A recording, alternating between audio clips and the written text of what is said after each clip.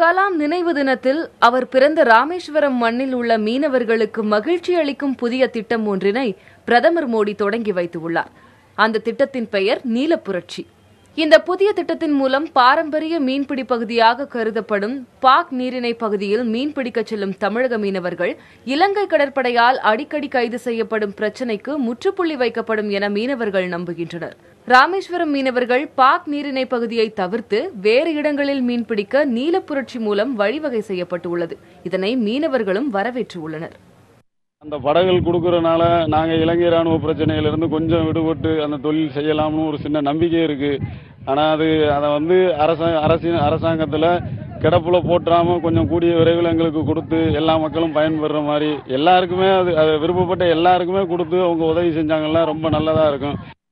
புதிய திட்டத்தின் தொடக்கமாக இலங்கை கடற்படையிடம் படகை பறிகொடுத்த 6 மீனவர்களுக்கு ஆழ்கடலில் மீன்பிடிக்க அனுமதி வழங்கப்பட்டுள்ளது. ஆழ்கடல் மீன்பிடிப்புக்கு தேவையான அதிநவீன படகின் மொத்த விலை 80 லட்சம் ரூபாய். அதில் 56 லட்சம் ரூபாயை மத்திய மாநில அரசுகள் மானியமாகவும் 16 லட்சம் ரூபாயை வங்கிகள் கடனாகவும் வழங்கும். எஞ்சிய தொகையான 8 லட்சம் ரூபாயை மீனவர்கள் தங்களின் பங்களிப்பாக செலுத்த வேண்டும். ஆனால் அந்த தொகையை தங்களால் ஏற்பாடு செய்வது இயலாதது என்றும் அதனை வங்கியே கடனாக தந்தால் மிகவும் உதவியாக இருக்கும் எனவும் மீனவர்கள் கூறியுள்ளனர். படகுகளை இழந்து அந்த மீனவன் சாப்பாட்டுக்கு வழி இல்லாத சூழ்நிலையில் இன்னைக்கு இருந்துகிட்டு இருக்கான். ஒவ்வொரு படகு உரிமையாளரும் இந்த சூழ்நிலையில 8 லட்சம் ரூபாய் பெறட்டுன்னு சொல்றது அவனுக்கு எட்டா கனிதான். 8 லட்சம் ரூபாய் எங்க 8 லட்சம் ரூபாய் இருந்தா அவன் பெரிய பணக்காரன். ஆனா இன்னைக்கு கடன் நம்பி கொடுக்கறதுக்கு யாருமே கிடையாது. இந்த சூழ்நிலையில இந்த அரசாங்கம் வங்கி கடனை 24 லட்சம் ரூபாயை வாங்கி கொடுங்க. நாங்க கேட்கறது அதுதான். அதாவது கடனை நாங்க திருப்பி கட்டிடுறோம். வங்கி கடனா 24 லட்சம் ரூபாயும் இது போக 16 லட்சம் ரூபாய் மாநில அரசு 40 லட்சம் ரூபாய் மத்திய அரசுமா கொடுத்து இந்த திட்டத்தை தொடங்கி வச்சாதான் இந்த திட்டம் வேகமா நடைமுறைக்கு சாத்தியப்படுற மாதிரி ஒரு சூழ்நிலை இருக்கு.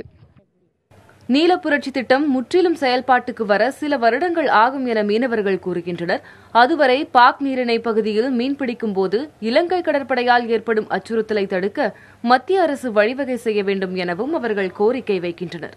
தமிழகத்தில் உள்ள அனைத்து மீனவர்களுக்கும் நீலப்புரட்சி திட்டத்தின் கீழ் ஆழ்கடல் பகுதிகளில் மீன்பிடிக்க மத்திய அரசு படகுகளை வழங்குமேயானால் மீனவர்களின் வாழ்வாதாரம் உயரும் என்பதில் எவ்வித ஐயமில்லை. புதிய தலைமுறைக்காக ராமேஸ்வரத்திலிருந்து ஒளிப்பதிவாளர் இந்திரகுமாருடன் ஹரிகிருஷ்ணன்.